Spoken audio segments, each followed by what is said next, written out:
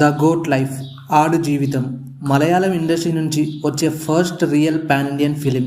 So ఓవరాల్గా movie ఎలా ఉందంటే ఓకే అనిపించింది. విజువల్స్ టాప్ నోట్స్లో ఉన్నాయి.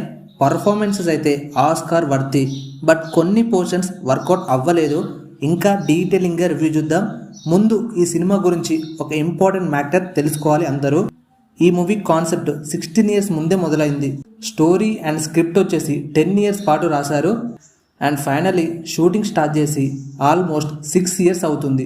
మ్యూజిక్ డైరెక్టర్ ఏఆర్ రెహమాన్ గారు ఒక మాట కూడా అన్నారు, మూవీ స్టార్ట్ అయ్యే టైంలో డైరెక్టర్ బ్లెస్సీ హెయిర్ బ్లాక్గా ఉండేది, కంప్లీట్ అయ్యేసరికి వైట్గా మారింది, అంటే అంత టైం పట్టిందని అర్థం.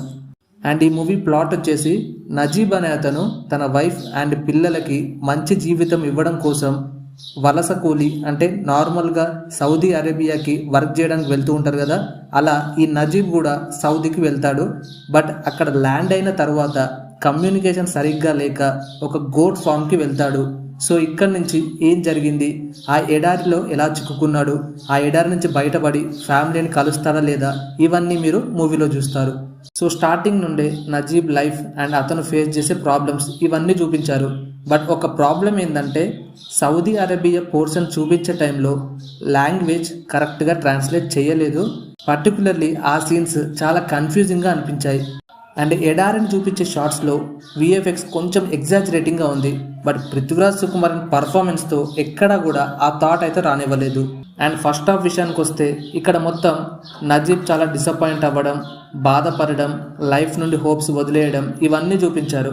అండ్ సెకండ్ హాఫ్లో ఎనిమల్స్కి మనుషులకు మధ్య ఉండే ప్రేమ, నజీబ్ మళ్ళీ కాన్ఫిడెన్స్ తెచ్చుకోవడం, లైఫ్ మీద హోప్ మళ్ళీ రావడం అండ్ కొన్ని ఎమోషనల్ షార్ట్స్ చూపించారు.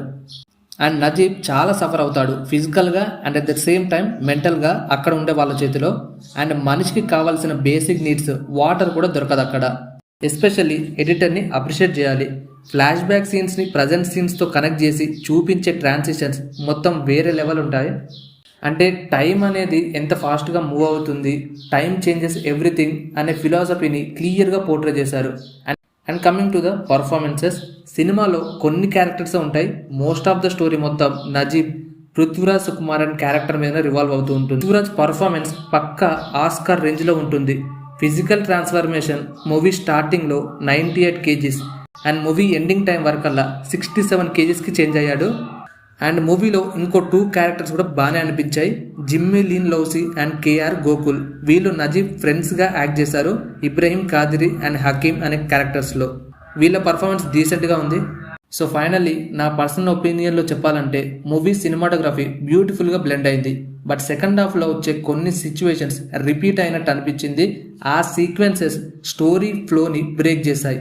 అండ్ క్లైమాక్స్ కొంచెం ఇన్కంప్లీట్గా అనిపించింది. అంటే ఏదో సాటిస్ఫాక్షన్ లేనట్టు, జస్ట్ నా పర్సెప్షన్ మాత్రమే ఇది. ఎనీవేస్, మలయాళం ఇండస్ట్రీ ఒక గొప్ప try and Prithviraj tremendous performance. మీరు మూవీ చూస్తుంటే మీకు ఎలా అనిపించిందో కింద కామెంట్ చేయండి.